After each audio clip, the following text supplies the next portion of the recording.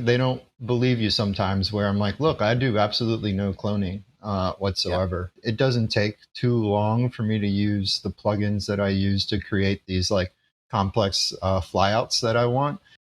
In this week, I'm going to continue my podcast format where I do some interviews of people using GrandMA3 around the world.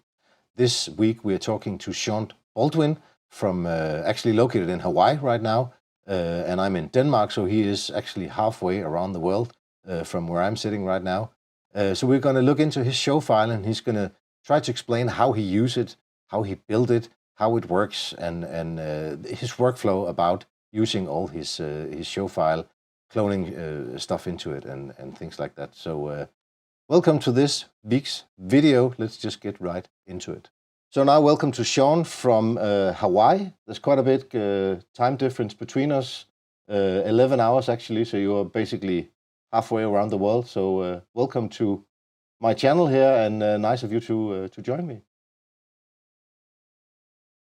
Yeah, hey, what's up from Hawaii? Yeah, it was a pretty crazy trying to find the time to do it, because it's like what a 12-hour difference, 11-hour difference. So yeah. Yeah. Where are you at in Hawaii? I'm on Oahu, so it's one of the smaller islands, but one of the main islands where like Honolulu and stuff's at. I'm outside of Honolulu in Pearl City. All right. And I saw your Facebook page earlier. You are originally from Virginia, so what brings you to Hawaii? Work. I relocated out here for a salary job opportunity. That really didn't work out, so I'm back at freelancing here on the island and also mainland as well. So yeah. Cool. But let's we're going to look into your show file in a minute. But first of all, of course, I would like to talk a little bit about you, find out who you are and what you do, and you actually sent me some pictures earlier on of you playing with the GrandMA3 consoles. Yeah, it's me running. That was kind of my first introduction to GrandMA. That's actually that's a command wing and fader wing. So yeah, that was an awesome little rig. Kind of the same event. This was like one of my big first shows on MA3, where I kind of just like fell in love. Just same event, awesome photo, some Art Fox lights, not my favorite, but this is later on, just another board shot. And I like the black and white. This is another festival. I believe this is Forbidden Kingdom in Florida. Just doing some programming, doing a quick shot of some positions and stuff. This funny, you always try and be front of house center position, but this is a funny picture of just, the VJs next to me plus me on the light board, just getting blinded by the light. Yeah. This is another festival in Florida. It's MA3 House LD, doing all the guys coming in on MA3. Same gig, yeah, same gig. I did it a couple of years, but I think this is the same rig, same gig, yeah. This would be, this is just kind of showcasing of, like I'm not just an LD. I do a lot of like system tech, L1, L2, ME stuff as well. So this was me filling in those roles of like a house L1 plus the LD, kind of, double dipping in a way, but same gig. This is an awesome photo of Skrillex and his team. The pyro going crazy. I didn't, full disclosure, was not the LD for Skrillex, but was awesome to work with their team and, pull it off. Much smaller rig. This is an EDM artist, Peekaboo, at one of my favorite venues that I've worked at, called the Caverns in Tennessee. It's a big cave where they throw parties inside. So it's an awesome experience. Like that. Yeah. Yeah. This is in Tennessee. I think this is Deep Tropics, like house music festival in Tennessee. There's Yeah, a real fun one. This is kind of forget. I think this is in Philly, the Fillmore.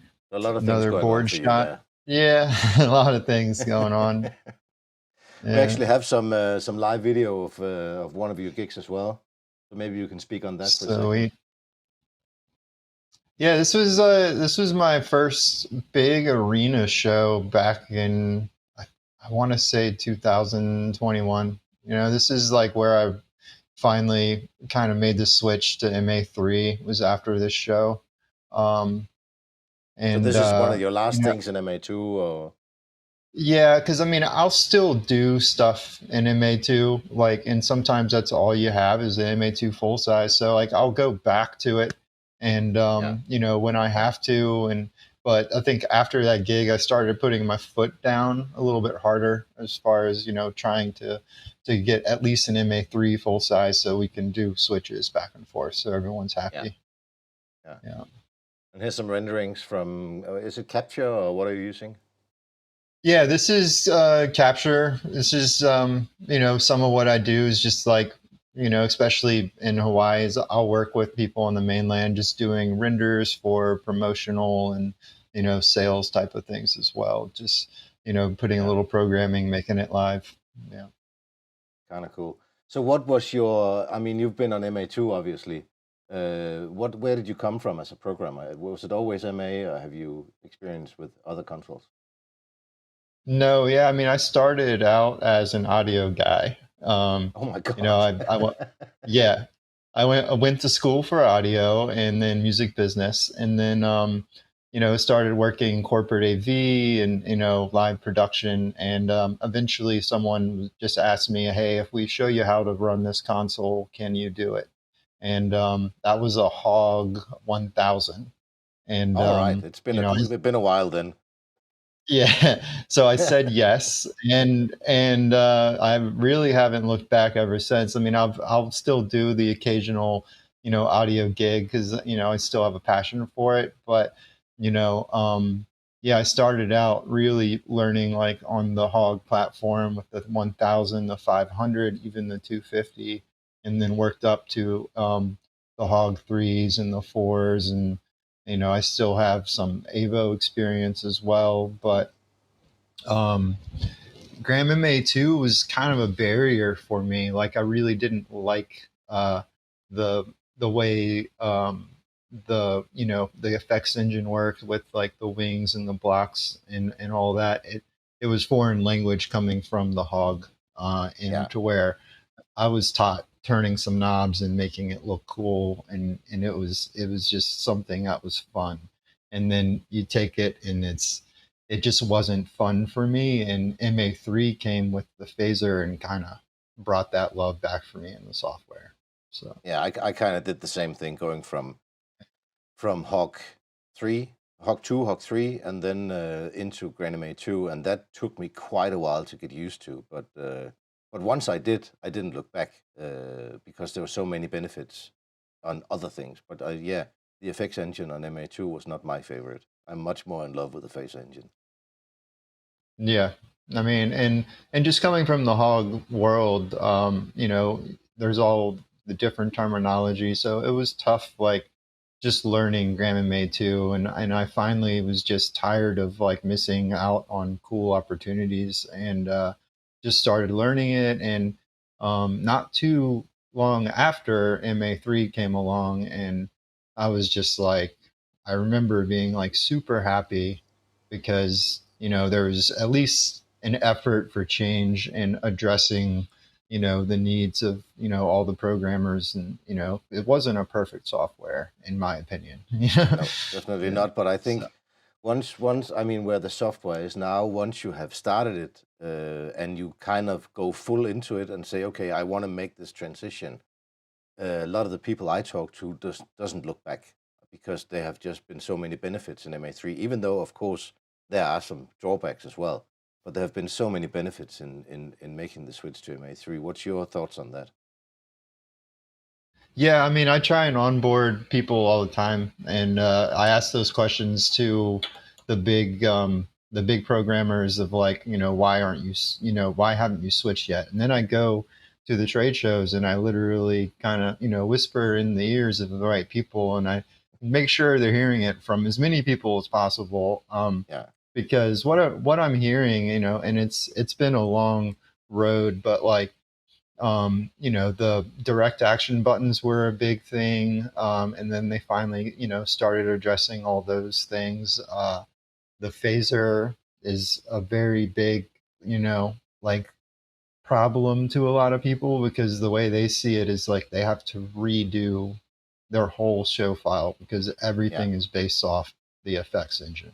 And once you show them the power of the phaser engine and like the step editor and like how you can really make complex effects like really quick. Um, Once you show them that and you show them the sequence or the selection grid and the idea of recipes, like once they grasp those three concepts, it's it's it's over. like I usually call it. I do a lot of teaching, Yeah. and I always look for the aha moment, because Hmm. at some point when you're teaching someone switching from any Yeah. console to GrandMA3, suddenly they will go, "Oh, that's cool," Yeah. and then they will understand. Yeah. Once you understand the connection between selection grid and the phases and the groups and all this stuff, your life Yeah. just changes as a programmer, I think. Yeah, and like, you have to show them. It's like they don't believe you sometimes where I'm like, look, I do absolutely no cloning Yeah, whatsoever in my show file. I mean, sometimes and I'm working towards maybe cloning presets after talking to some other LDs just to save some time. But I'm yeah, only recreating a couple elements of my show to where, it doesn't take too long for me to use the plugins that I use to create these like complex flyouts that I want. And yeah, it seems to be easier to do it that way than it is to clone. I'm still yeah, using some recipes in that workflow, but I haven't figured out like the a seamless way to work with some of these complex effects. So yeah. and there's everyone is doing it different ways. So I'm learning, Yeah. every day. I'm constantly changing the way that I'm programming and using my file. So And that is the yeah. cool thing. And I actually did a video on flyout the other day, and there's a lot of pitfalls in doing flyouts, because we talk about something being universal, but when we do universal stuff, then we lose some sort of information in terms of position information, because we're only based off one fixture. So your workaround, I'm sure we're going to get into your show file, or we will get into your show file in a second, but it's going to be interesting to see your grasp on that, how that works for you. Yeah, I mean, yeah, because it has to be a selective preset, right? Like Yeah, with the flyouts, the way that they work. So you're either gonna have to clone to that or just recreate it. And the best way that I've found is just recreating it, with the flyout plugin that I use. So all right. it's seems to be the easiest way. Yeah. But shall we get into your show file and have a look at how you work on it? Yeah, for sure, definitely. Um, let's go, I guess, back to the main. So this is like display one, right? So Yeah, um, basically my workflow, the way that I come in to any show is it's basically an empty version of this file. And, I go to my start show view and I'm looking at all these groups would be the majority of them would be empty. So the goal, of this first page really is just to update all my groups, and I use the fixture sheet to do that, and also like call up numbers and stuff depending on how big the show is and how it's organized. But the that's really like the bread and butter here is making sure like all these groups are selected. I do have a couple of plugins that will, start. I should say right off the bat, before we get too deep, there's, you know, this show file is kind of a combination of 3 show files, which is like my start show file before MA started a start show file, and then MA's start show file, and then there's an LD that has an open source file called Michael Green out of New Zealand. So it's really a combination of those 3, and so it's some of these macros and plugins. Are not created by me, and some of these macros and stuff are, so But that's I'll one of the try good and things I think about the MA Start Show is like there's so much inspiration for you. If you want to build your own stuff, you can see how they did it. You can analyze anything in the show file and build off that. yeah, exactly. I mean, and I've learned a lot from you as well. And this is something, a lot of this stuff might look exactly like a tutorial video, I mean, not all of it, but it's just like, why change the look of it? I really like the way this looks, so I'm just going to go with it. And I think that's I think that's like the beautiful thing is just, you're taking all these elements from all these different people, and then you're making it your own. You're putting it where you want, and and creating some sort of muscle memory so you can, just keep working at it and getting faster and faster. So yeah, that said, that's kind of my workflow is like, I would, come in and make sure the patch is in there. I would import an MVR into here. My groups are kind of set up very similar to some other people, but I have the house rig, I have the tour rig, and I have a folder here that I like to keep reference fixtures in. So if it's a new fixture in my show file, I actually will dump it in just one of them in there. And that it's something that I've done in the past just to keep presets in it. I don't think it's necessary really anymore, but it's just something that's been in my workflow forever. So Good idea. just keep it in there. Yeah. But so yeah, import the MVR file and then update all these groups based off of, the names that are already in there. So I have the basic start show groups that are, should seem pretty familiar to you if you use the GrandMA Start Show. But then, starting over here for me at 201, I have all these other groups that I need to update because all of these are referenced with, through different recipes through my whole file. So as long as I update all of these guys and, while I'm looking at the selection grid, so if you look at my display 2 here, I'll have the layout of the rig plus the selection grid. So I'm like able to just really bang out these groups really quick on a console or even on a laptop, really. Yeah. So yeah, I mean, after that, it's really just kind of going over to the presets and double checking all the presets to where, my workflow is if I have the reference fixture in there already, the majority of the presets are already there, especially like even selective ones to a certain degree. Let me see. Sorry. So the preset extended is just more groups. Just I have a lot of groups. So, and I add some, almost every other show when I'm figuring stuff out.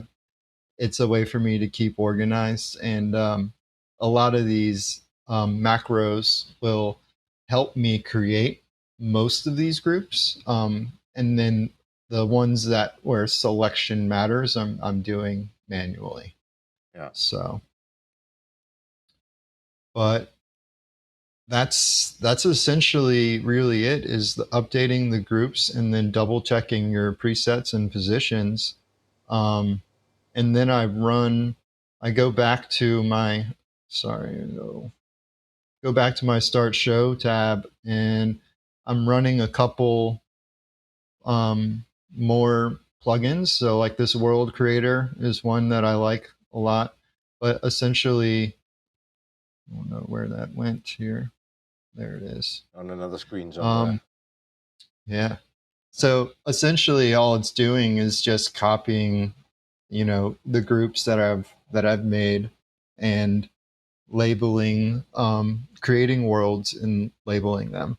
And that's really essentially it. But a lot of my phasers and output is filtered by worlds. So this allows me to just kind of replicate the groups to the worlds, and then um, have less phasers per fixture type and groups and all that, and then just be able to really do big rig effects and then filter them out via worlds to keep it nice and simple.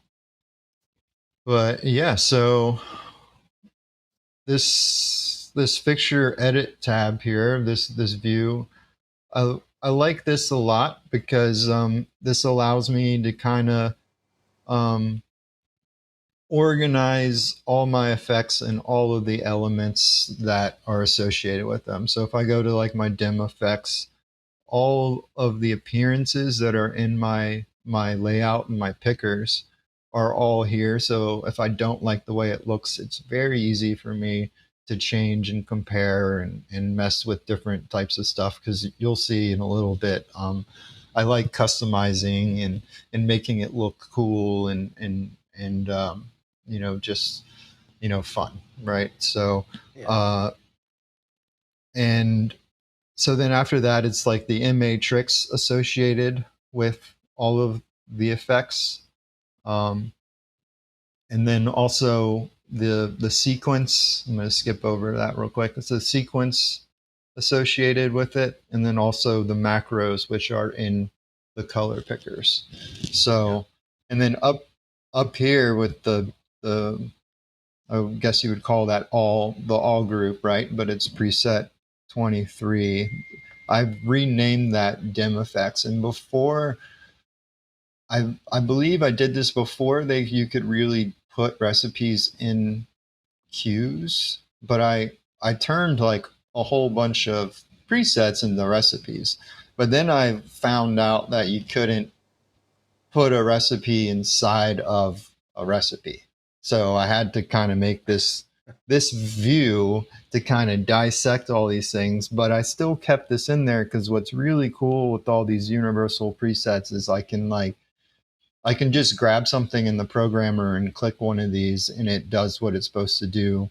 So I can kind of quickly check how it's going to operate in the programmer and not have to worry about playback, So but I have separated all of these from the dim to position to color. That way I can like easily just edit everything that's associated with that from the layout view all the way to creation with the matrix and all that. And that's something that should seem pretty familiar. I still use a lot of the, predefined phasers, and then I make a couple of my own as well. So do I, because I mean you can use the predefined phasers for so many things, and just altering them through matrix. So there's so many things you don't have to build yourself because it's already there. Exactly. And and then a lot of it's just really kind of copying and pasting and changing a couple little things, and then allowing that's kind of how a lot of my pickers will work, which we'll get into pretty quickly. But all right, so just go back down through presets. I mean, I keep the presets pretty simple. A lot of what I do is like EDM based stuff is what I've done in the past, and some bands and then corporate stuff. So I don't really need the solos and the stuff. I'll do stuff like that on the fly if I need to do some like custom positions, but I kind of try and keep this pretty simple, to where it's not too crowded.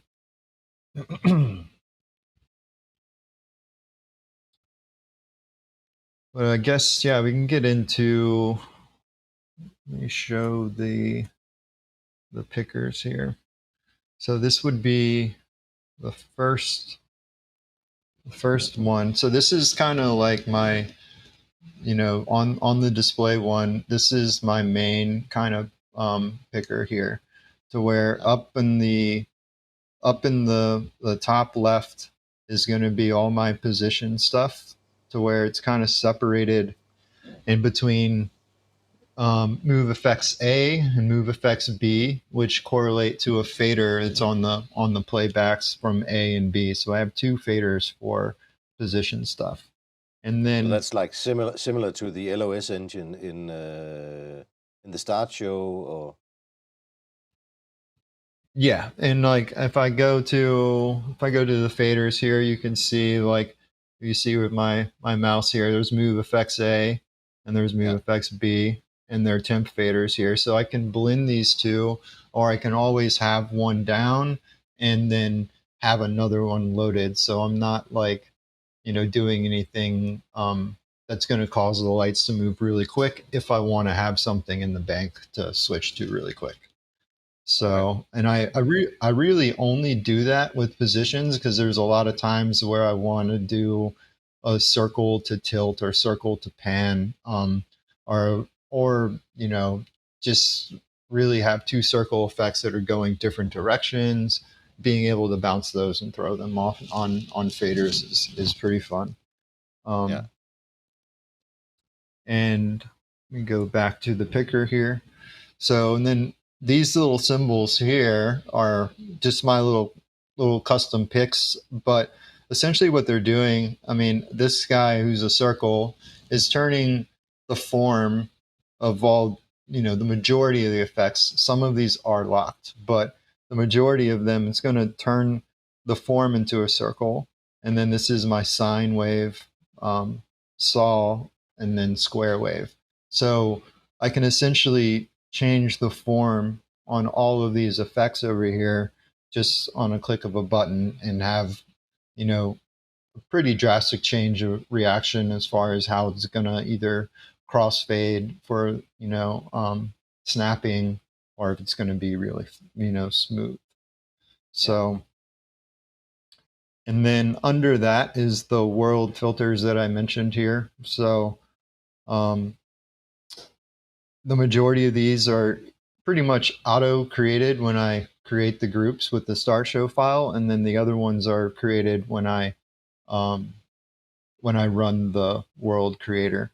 So, sometimes it gets a little confusing, but as long as I double check the macro and all that stuff, like these are pretty much accurate, and like it's a favorite way of mine, where I've done it. I've done the effects a bunch of different ways with the typical picker that you see with the, the blocks and the wings and everything. And I've also done it where there are individual lines of effects for each picture type, or like beams and spots and stuff. And I've decided this way is my favorite, because I can actually have an effect going with, say, like I decide the beams, I want to do the cross 3 on move effects A. If I were to now pick the hybrids, and these beams are still going over here, but I can go over here to the move effects B, and I can actually play the hybrids on move effects B and the beams on move effects A. So it's pretty cool. Yeah, and essentially that's how all of, at least like that's how I know how to make these layout pickers. So the macros are essentially always going to just be copying the property or whatever preset I'm doing, and moving it to where the recipe or cue is referencing that preset. That's all essentially, like, that's how I was taught how to do it, even on MA2 with the color pickers that I've made and like all that stuff. It's just, it's a little tedious, but I like the way of doing things, and it usually works pretty well. Yeah, but that's So the thing about MA. You can do it in so many different ways, and there's no like right or wrong answer because you can do whatever you want. yeah, exactly.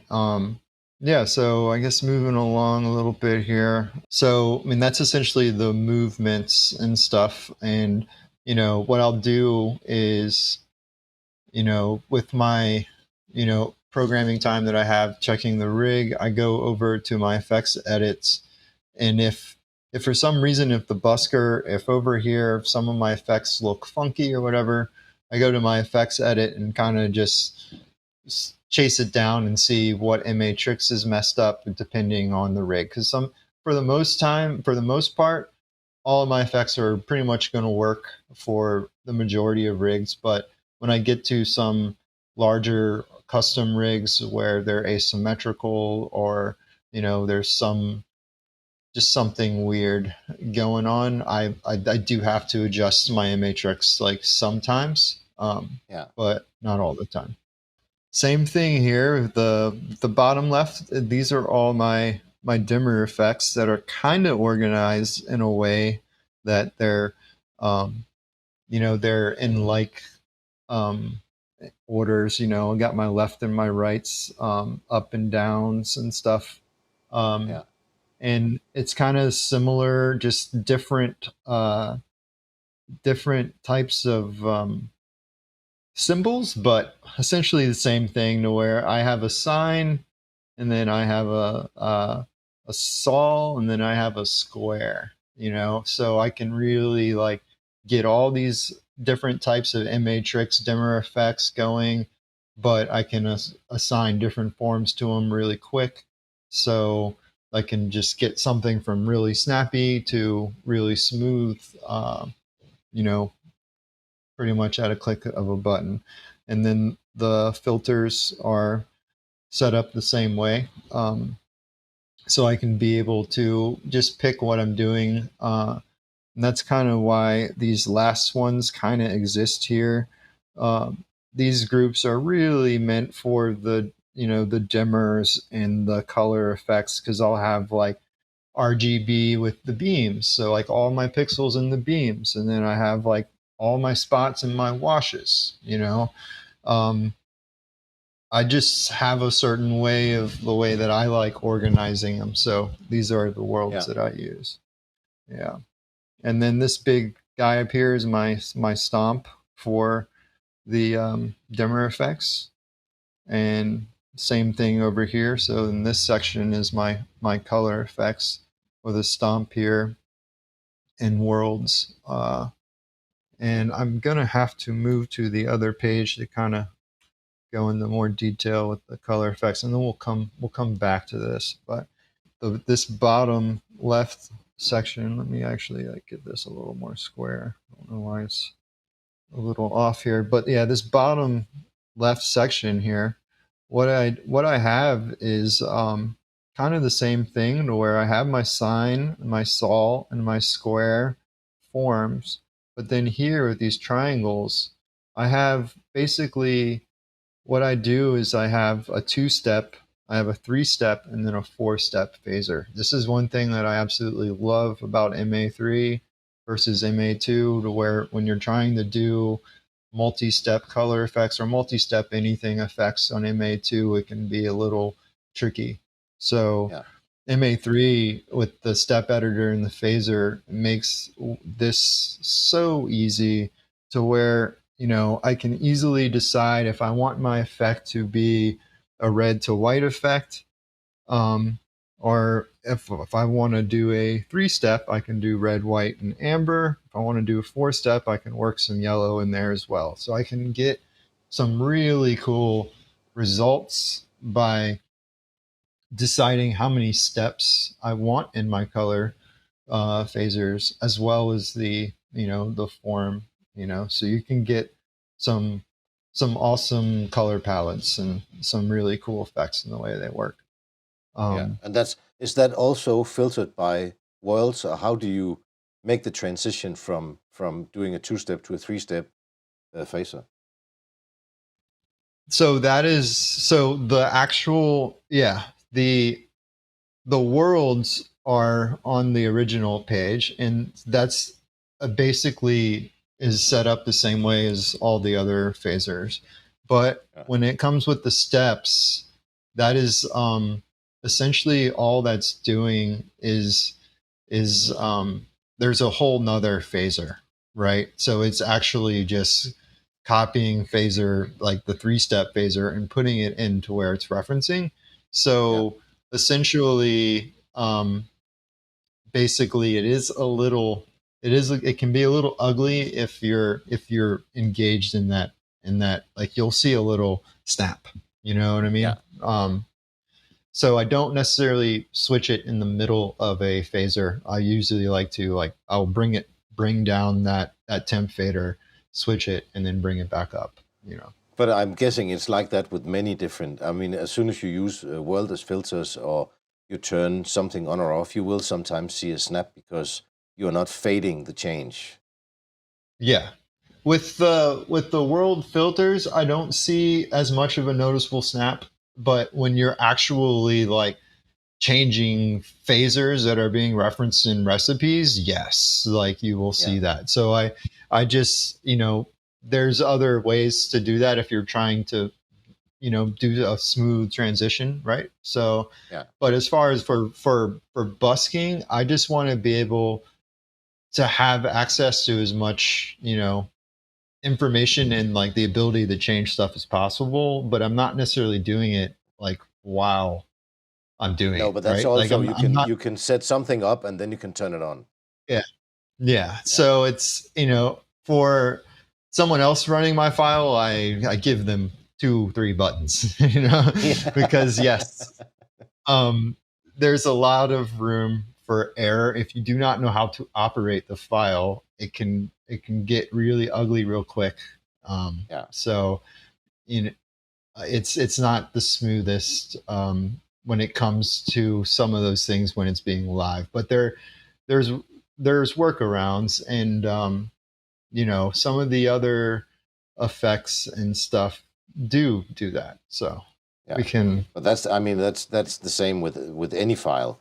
I mean, you have to know the structure behind it, otherwise it can be really difficult to operate. Exactly. And I mean, I try and keep it as organized as I can to when, so someone that knows what they're doing can come in behind me and Yeah, navigate it as much as possible. But I also like to make it customized, and so it can get a little confusing because there's like, yeah. what is this bouncy ball, or like Yeah. what What is does this do? and what is that? So, which is another reason why I like that effects edit view, because when I know somebody is coming behind me, I can change these appearances to where it's a little bit less intimidating. Or if I'm doing something that's corporate, I might just change some of these things just to make it a little bit more professional. But it's not a pain in the butt to do it, because I can No. easily just go into my appearances and choose a different image or a different symbol to apply that to. So it's just so customizable and very quick to do so. And this is another reason why I kind of did these just simple kind of squares with labels, because before I had like arrows ups and downs, and it was just getting too crazy, and Yeah. it was great for me. I knew what it was, but I couldn't trust anyone else to hit a button because they were just flying blind, Yeah. like they had no idea. So And that's the cool thing about MA is you can do all this stuff. The bad thing about MA is you can really make it so complex that you are the only one in the world who can actually operate it, which can be yeah, dangerous in if you are more than one operator on a festival or something. exactly, yeah.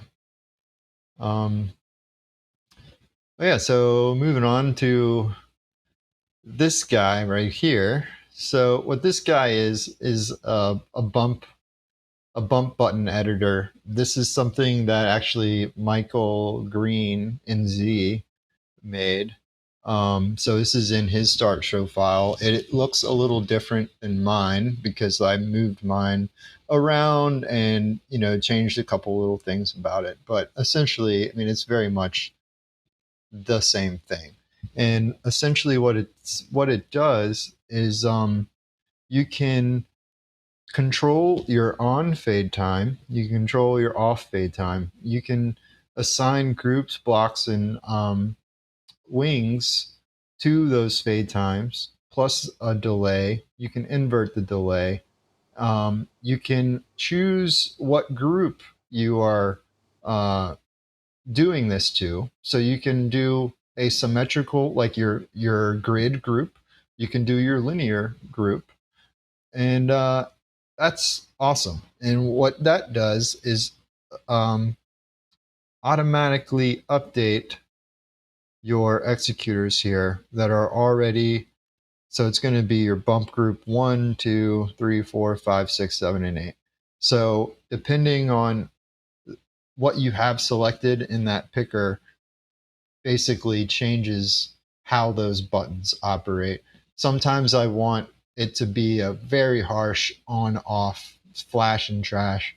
Sometimes I want it to be, a nice smooth in and out. And to have a bunch of buttons or different ways of figuring out how to manage all those wants and needs. This is a really cool way of doing it as far as this goes. So Yeah. I've used it a couple times, and it's pretty cool. It's very similar, I guess, to like your LOS, but Yeah. it's just dedicated to your bump buttons there, and it's a pretty cool. It's pretty cool. It looks nice, and it looks like you can actually pretty easy figure out how it works. Yeah, I mean, and he has a bunch of videos on his Start Show file too, that he walks through really everything. And I took a bunch of his stuff and went with it, but some of his other stuff I did not. So I definitely recommend anybody to check out some of his stuff as well, because it's available for download. So it's just something to really get your brain thinking, because I thought I was content, and then I saw his file and was like, whoa, all right, I need to do some of these things, because this is Yeah. awesome. And this was one of them. And at first I didn't see the value in it until I really used it in a show, and it is different than the LOS. It's not as flexible as it, which is actually good, because I always keep those buttons, those executors, as bump buttons, and they're always usually locked in. And I've had different ways and different macros of changing fade times on those buttons, and this is an easy, fun way of kind of doing that. So, Very nice. all right, so I'm going to zoom in here a little bit. These guys are just these are just some flyouts and some bounces. So these guys right here, little birds, are flyouts, and they're basically going to go right to the Move Effects A fader.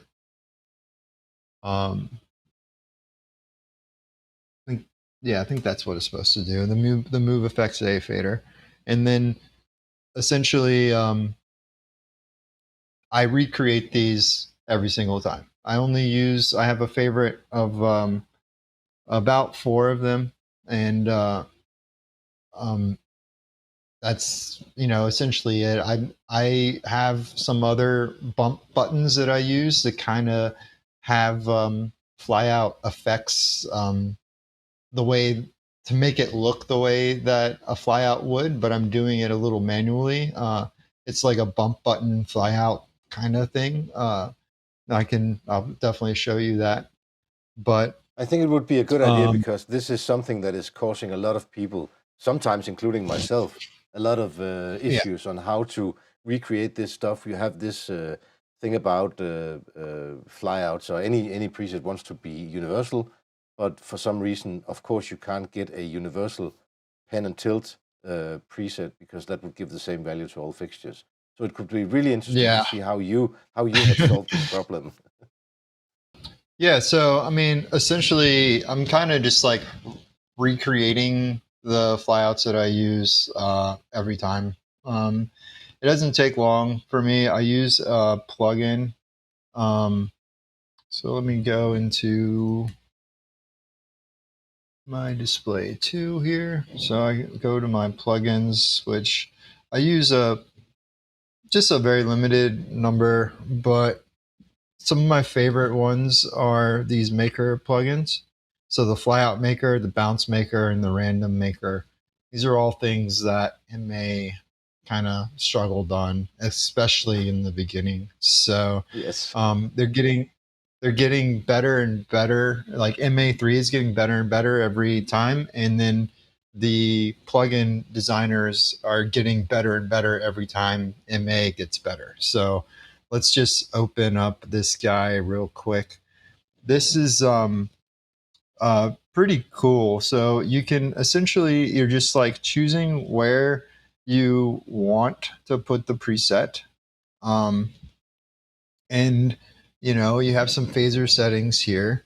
So your basic speed, speed master measure. So like you can still assign speed master this guy. You can still use your MA tricks on this guy. You have your basic like value, attack, decay, all that stuff, and then your settings here. So you can actually choose what settings you're using for the flyout. So it's not just with, um, it's really not limited just to position and dimmer. You can fly out with a color and fly in another with another color. There's multiple steps to this guy, so it doesn't have to be just from boop to boop. You can literally go this way and then fly out that way. You can do some really cool different style of flyouts and fly-ins with this plugin, and it's relatively quick as far as like once you get used to it. It's pretty quick to kind of get the effect that you want. So that's the downside, is I'm only using a couple of these. So the downside is I'm kind of recreating them every single time. I've talked to some other really cool and awesome LDs. They have showed me their way, which is essentially doing this once, creating a really awesome flyout, but then you're cloning by preset. This is something that I haven't really dove down a bunch, but this is really the only cloning that I've attempted really in my rig ever, is just like the cloning by preset. It hasn't really, Okay. I I don't really like it, but this is the way that I do it. And there is another, since we're on this topic, there is another thing that I do that I've done back in my hog days. I was taught this by some like old school LDs, and we always would call it fly out, like buttons, like fly in Yeah. and out buttons. So essentially, what I have over here on my playbacks, like if you look, it says fly 1, fly 2, fly 3, fly 4, and then here there's a blackout position stack. So the blackout position stack basically does what it says. It's going to move your rigs in different positions blacked out. So, and then these flyout buttons are essentially like temp buttons that are, with fade times that are fading in and out with a position in a dimmer. So Yeah. it gives you the fly out bump buttons that you can kind of just like follow the music and tap to. You have to adjust your timing based on the rig. It's not the end all be all. I believe these are still recipes. So yeah, it's still a recipe, and all it is essentially, it is my beam grid group, and it is a dimmer preset, and then it's the beam grid group going straight out. And depending Yeah. on where my blacked out position is, will give a different effect every single time. So I have a stack of different starting positions and then a straight out ending position, you know. Yeah. So I mean that's let's see if I will attempt to possibly kind of show you how that works. Um, this one screen thing is a little tough. Yeah, it is, especially if you're used to a full size and you're used to having Yeah. three screens and your whole workflow is set up that way. Yeah, I typically try and program for a light because you're good if you're usually good, and but I have the three screens at home, not a full Yeah, size console, but I still use the three screens at home for programming as well because it's awesome. But let's see it here. is. So you can kind of see how that essentially is working. Yeah, Like uh, I would adjust my fade times manually via command line usually, or just kind of get these in the pocket in my pre-production, and then maybe mess with some positions and just make sure these are kind of good because um, in practice this is a pretty awesome little thing. Um, might be hard to show in previs, but it's a way to get dimmer and position and a bump button to make it nice and flow. If you can get it in the pocket, if you're a good busker, it's an awesome tool. yeah. Um, And that's the so thing. I mean, just having a lot of options in your show file, so you can basically do almost anything you might come across in a busking show where you don't know exactly what's going to happen. yeah, and these are the same thing, kind of same situation. Bounce effects are a little difficult, so I have workarounds where I have a left or a right sweep that I can just go left and right, and but that can get tiresome real quick if you're just trying to keep that going. So there's there's a bounce effect plugin, um, bounce maker that I use, and it's very similar to. It's made by the same people. It's very similar to the FlyOut plugin, Yeah, and I need to get the latest version. But yeah. There's a this new is version. yeah, and they have videos that really walk you through all this. So I'm really just kind of going through, but I highly recommend people mess with this stuff because it gives you some really awesome effects and results really quick, and it opened my eyes. You can kind of see what's going on in the background and see like what it's doing. So it just opens up your eyes, and like it helps you understand how to make these yourself. Yeah, and I think So we can maybe put some links in the description of this video so people can go in and see these things for themselves.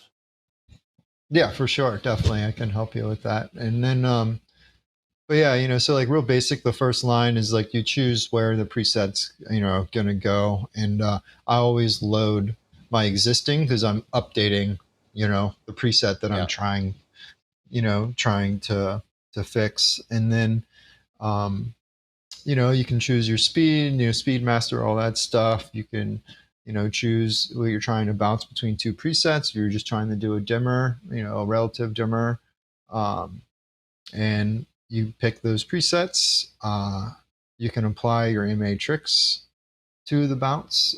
So you can kind of get different effects there. The shuffle on the bounce doesn't really work too well, but they have a third plugin because it's the randomizer, Yeah. and that gives you some really good random effects as well.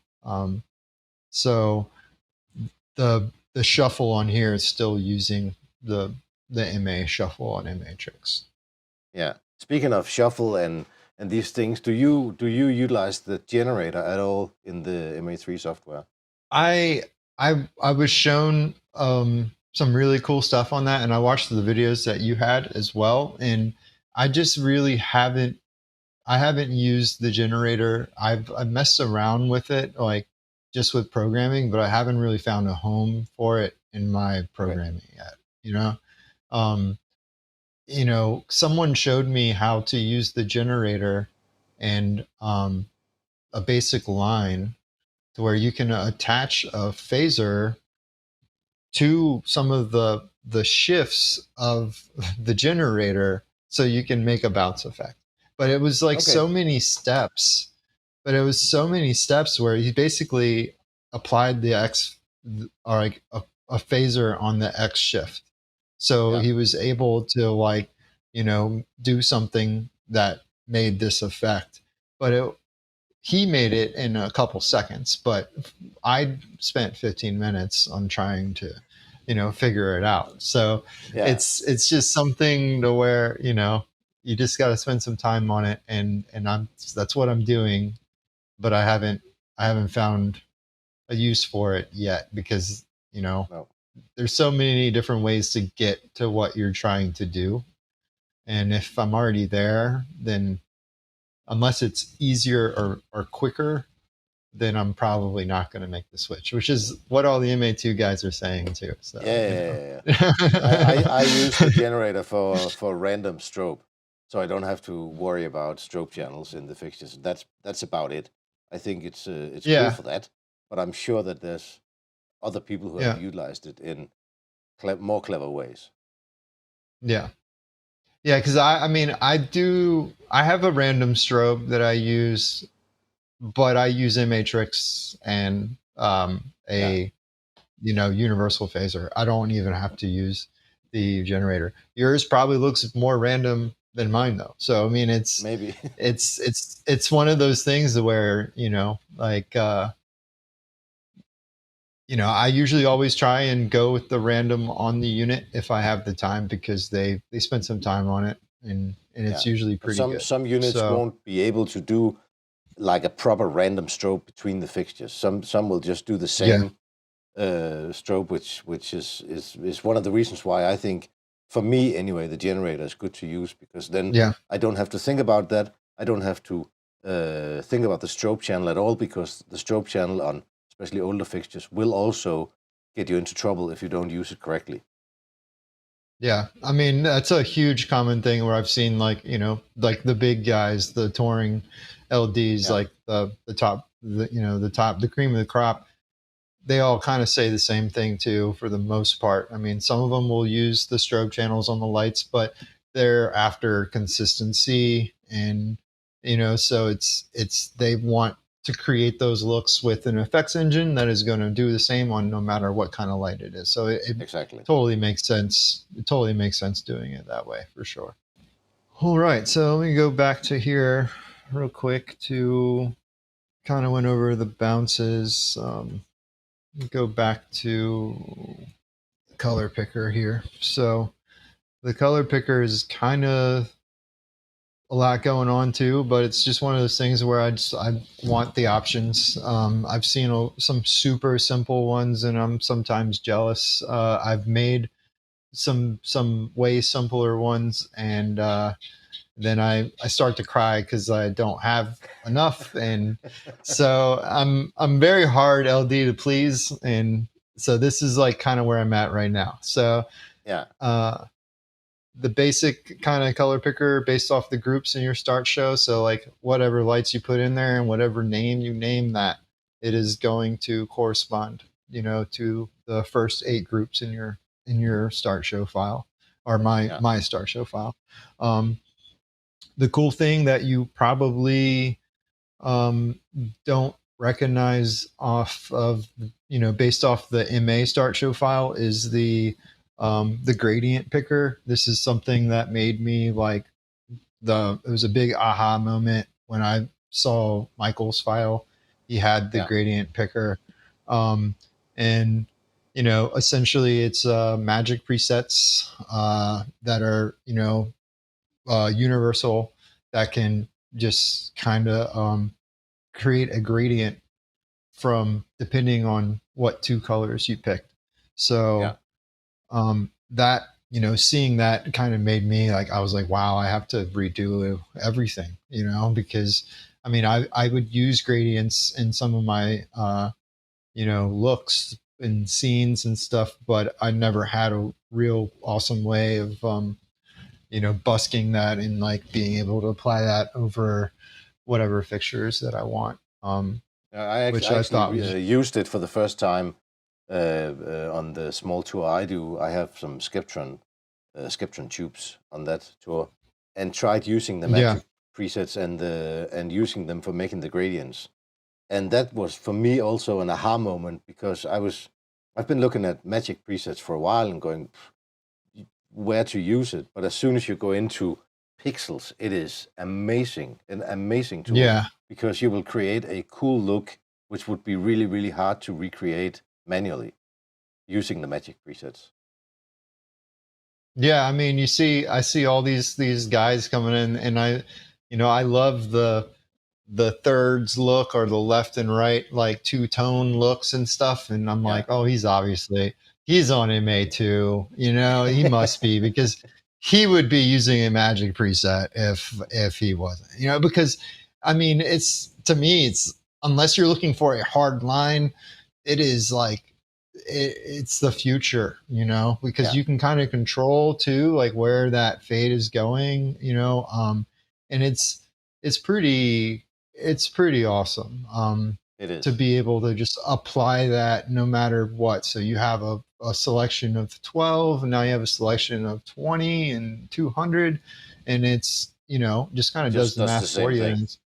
Yeah. So it's super powerful. That's cool. I was in the same boat. That you actually implemented that into your show file. Yeah, I mean, big ups to but Michael Green, because his file had that, and it really made me redo my whole color picker, because I was in the same boat where I was trying to find a way to use the magic presets and gradients, and trying to figure out a way to make it work, and how to put it in. And you did an excellent job doing that, because you can invert them, you can do the wings, you can have a left to right, right to left, in and out, out to in, which is just phenomenal. And then I could talk about that forever. I'm gonna stop. So we can, down at the bottom, we kind of went over this is my effects engine picker, and then a little over on the right is, I'm still a big fan of color wheels, because I was told, or taught by some older guys, and I just love that color wheel spin going real fast. I mean, you can't really beat that. That's a really cool effect. So I will always have that on my color picker, being able to control that, nice and creep. I usually always have them be symmetrical. I don't really waste time in trying to go in and out, or left and right, but at least some sort of symmetrical, just make sure that the groups are there and the presets are updated and all these buttons are going to work. Cool. And then over to the right some more, these are just preset colors that are just awesome. And I use groups to, these are all recipes that are just like, left group, right group, in and out, whatever. But they're all different types of configurations that I've just spent a lot of time where I'm always kind of going back to on the color picker, like, and so I just put them in there and I divided them, and so I basically have my reggae's, um, my red, white, and blue I call America, Miami, which is, if you're an LD, you should kind of know. Maybe not, maybe, but it's that kind of teal, magenta, yellow, purple kind of color club. Um, and then jam is more of jam band. It's kind of another one where if you know, you know. It's that green, yellow, cyan, and amber. It's just like Humphrey McGee, or it's a very specific type of color palette. And then my CTO day, which is just your sunlight. Fire, which is obviously fire, and then ice, which is different types of blues. I just always go back to those, so I like to have those on standby at all times. Um, which brings me to another kind of Michael element in his picker. He had this store color thing, which it took me a while to wrap my head around how he did this. But it essentially allows you can have different things going on in your color picker here, right? And then I can actually store it, and I can store it anywhere. So, and so now I'm going to just do like a all magenta. Oh, I think I did something wrong though. Let me do an oops. I hit the wrong button. So it is a little dangerous. I'm not going to lie. But on a console, I don't do that. There we go. Okay, so I'm just going to turn the whole rig red, even though it's not something I would store. So I'm going to do some, like, there we go. And then store my color at 1. And I'm just going to call this like Halloween or something. And, oh, I'm hitting the wrong sequence. Uh-oh. But let me hit some oops some more.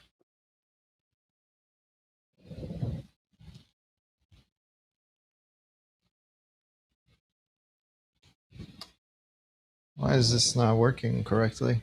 All right, I'm gonna have to talk to Michael. But so I have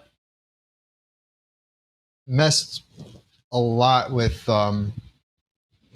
this out of his file, and so I might have messed something up, or maybe I'm doing something wrong. I might have to restart.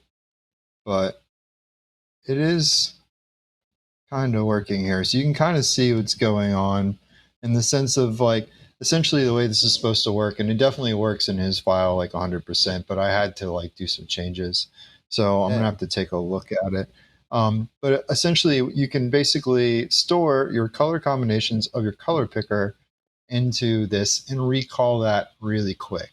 And that was something that I've been trying to do with like position effects and stuff, to where like be able, like basically be able to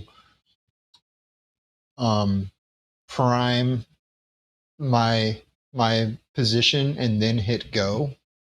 But like as something as easy, like that sounds easy, but when it's already a playback and it's like in a picker, that can actually be really hard. And he figured out a really cool way to do it. And I definitely urge people to kind of download his file, you know, dissect it and kind of see like some of the stuff that he's doing in the background, because you know, it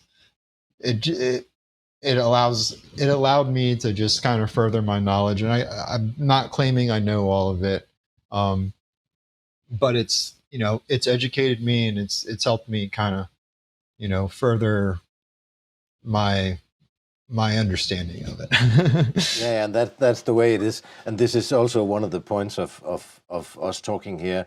and this whole channel is to like make sure that people can draw inspiration from each other and connect with each other and learn from each other, and try Yeah. to share what knowledge they have, because that's going to make all of us better. I think. Yeah. Awesome. So, up here is just the matrix associated with the color picker. That's pretty straightforward if you used stuff like this before. But you have your fade time, your delay time, your wings, and your groups, and that's just gonna affect the sweeps and stuff for your color picker. And then you have a big reset, so you can reset that. I also then kind of put some more utilitarian kind of stuff on this side. It's just like an all color off, like stomp. This is kind of in the future, which is supposed to be even more colors. Okay. But something that isn't really set up yet. I'm basically what I want to do. And on my to-do list is to figure out a way to adjust my groups very easily. And so far, I'm just going to kind of like have a replicated color picker and then just change the groups that are on the left. But I want to be able to like quickly change from like all beams to like the whole rig in, whole rig out, whole rig left and right, and just kind of have a different set of groups to pick colors for. That's kind of the goal, and I just haven't figured out exactly how I want to do that. As far as like changing groups, I don't necessarily want to pull the groups that I'm using right now out and like replace them with other groups, because then that would mess up a lot, right? So it's about we don't want that. It's about yeah, it's about figuring out the best way to do that. And then next is just like the busker is just actually to get back to the original busker. This fader color match is something that was out of Michael's file that I thought was really neat. But essentially, whatever colors you have on your color picker, you can actually have your faders match that color. I don't really use it that often, but it is neat. It's cool. These buttons here are actually simple macros that are just really doing for now. They're just fader swapping. So like if if I'm on a full size versus a light, I want my executors to be closest to the command side of the console, right? And that's a big thing when you're on a light versus a full size. If you're on the full size and you program and then you go to a light, you pull up and you're like, where's all my stuff? It's not there. Gone. Yeah, it's gone, or you do everything on a light and you pull it to a full size and it's like, why is it so far away? It's all the way over there, so this is just essentially just changing the root ID, it's just changing the wings, just switching the wings around. Basically. Yeah, but in the long run, we'll start adding more and more stuff to this, because like right now, on a full size, that screen 3, the display 3 is just kind of an extra. So sometimes there's a layout view on there. Like there's not too much. I haven't done anything busking wise to display 3 as far as like having pickers or anything like that. So. But it would also be a problem if you depend on screen 3, and the day you don't have it, then you have a problem.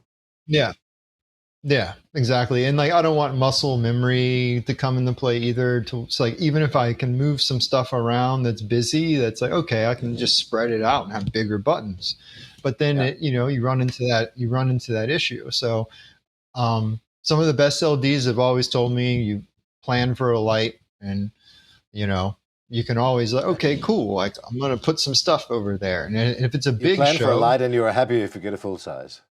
yeah, and Yeah, if it's a big show, then, you'll program for it and you'll be prepared but the best bet is just to, plan yeah, for a light and utilize it for that. So, exactly. yeah, so this big button is my emergency button. I think everyone should have something like this on their console. I have a couple safeguards. I use a super basic Lua script that I basically took from the MA Start Show file. Um, if you use the MA Start Show file and they have that button that walks you through step by step, that it's a basic Yeah, Lua script. That's what I use to create this. All this is doing is it's giving me like 2 steps before it's actually destroying playback. It kills everything and it turns everything on white on my certain type of position. It's the yeah, emergency. It's an emergency cue in case it's also your walkout. But in case anything ever happens where they say, "Hey, you need to turn the lights on," um, this is that button. And you know, I yeah, I just use the Lua just to give, in case I accidentally hit it.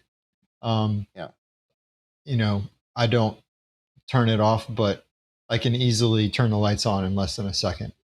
So it's not yeah. hurting. It's not hurting anything either.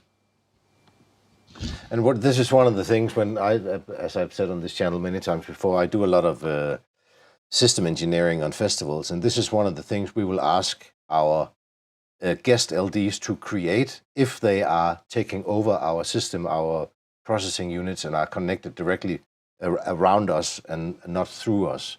We will ask them to do a panic button on their console so we know it's there if something happens.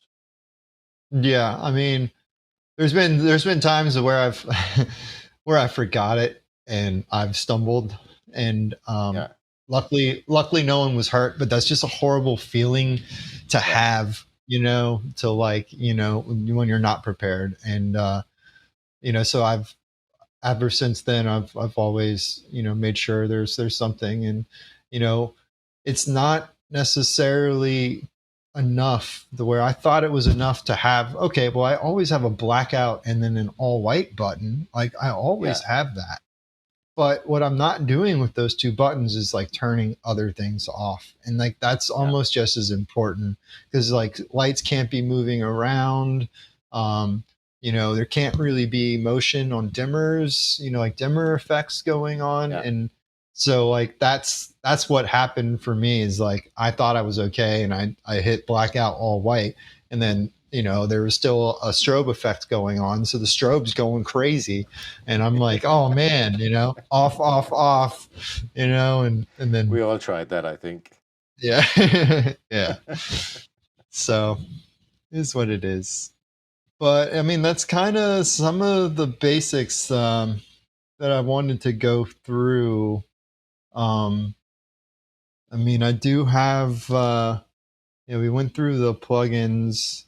I did use. Let me see. Oh, it's not even here anymore. But I did use some plugins in the past, but um, they've since kind of become obsolete. But it's kind of worth kind of talking about it, at least for a little bit, because I mean, my start show file and my show file has changed like drastically over time. And even like before recipes, I've literally kind of had a macro that was like 300 lines long, kind of recording everything and like Yeah, re-recording and like updating stuff. And I guess the only reason why I'm mentioning that is because like there were a bunch of ways to kind of get this done, and like I had to use plugins to um just like convert the selection grid into the layouts and the layouts into the selection grid, and now that's like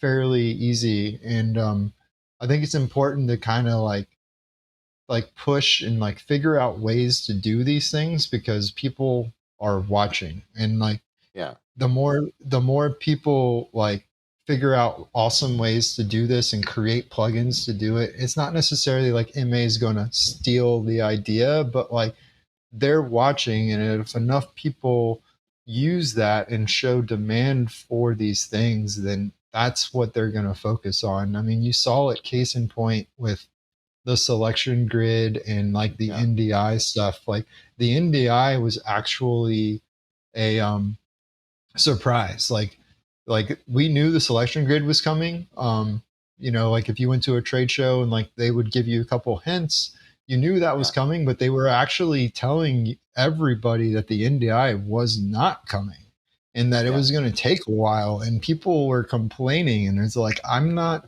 going to jump ship if you don't have these things. And No. they made changes so where the NDI came out around the same time. And I think a lot of people um, are paying attention and they're listening, and you just kind of have to, you know, keep saying what you want. We have to keep asking for it, and if you have these things, Yeah. contact your local distributor.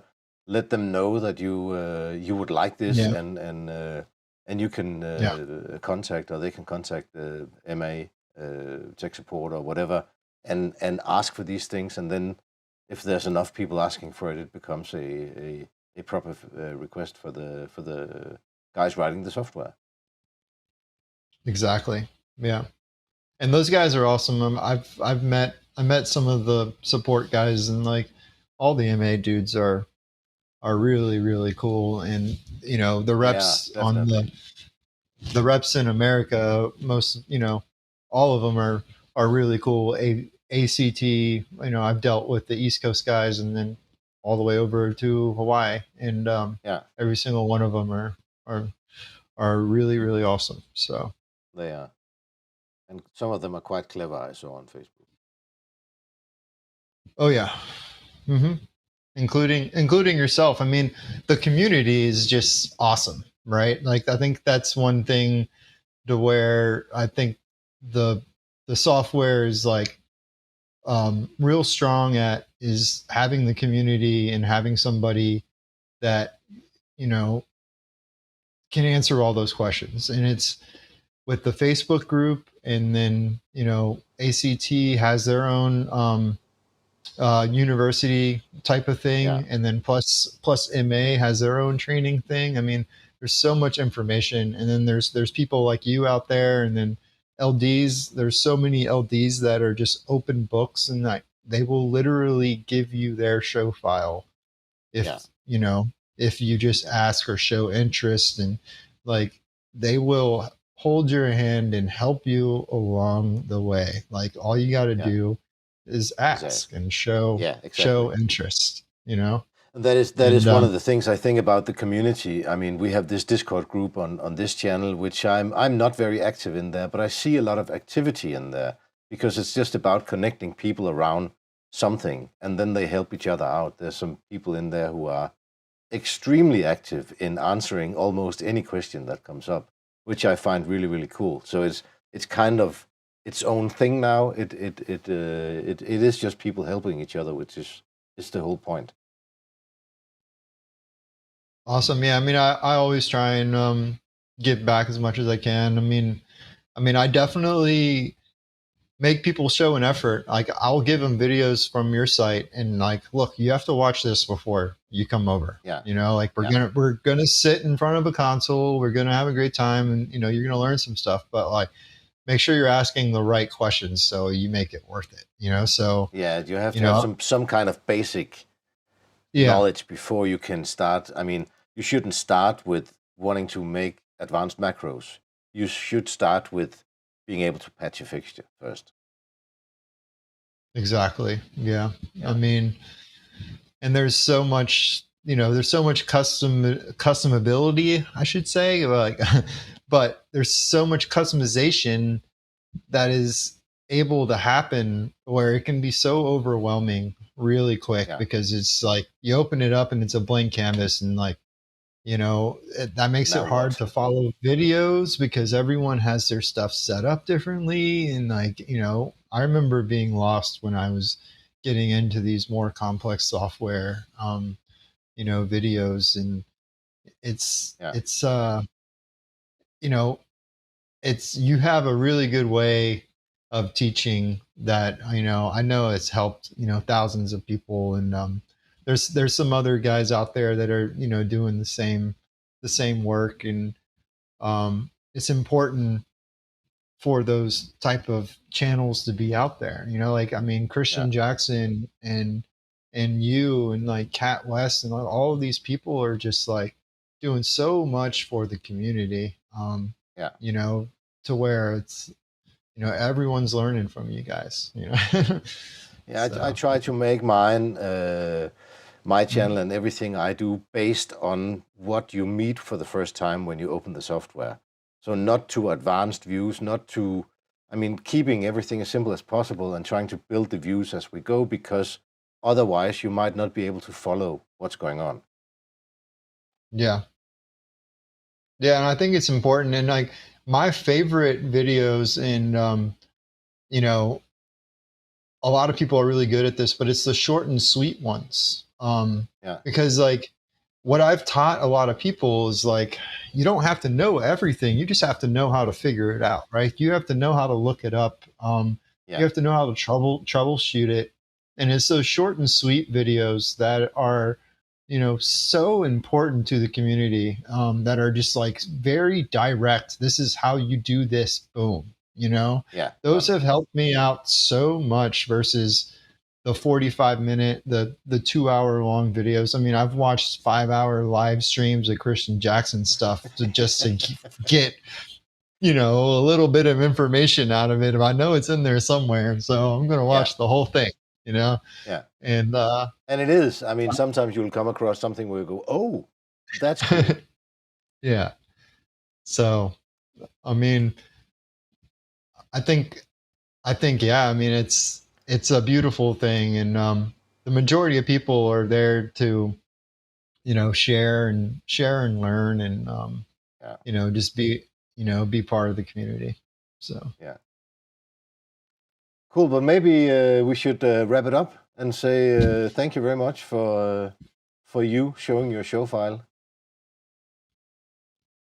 yeah, I mean, awesome. Yeah, thank you so much for having me over. I mean, it's like I said, I've been watching you for a very long time, and you've been very important in my learning path. So I would love nothing more to be a part of what you got going on and helping people by showing them my workflow. And if anyone ever has any questions, please don't hesitate to reach out and ask.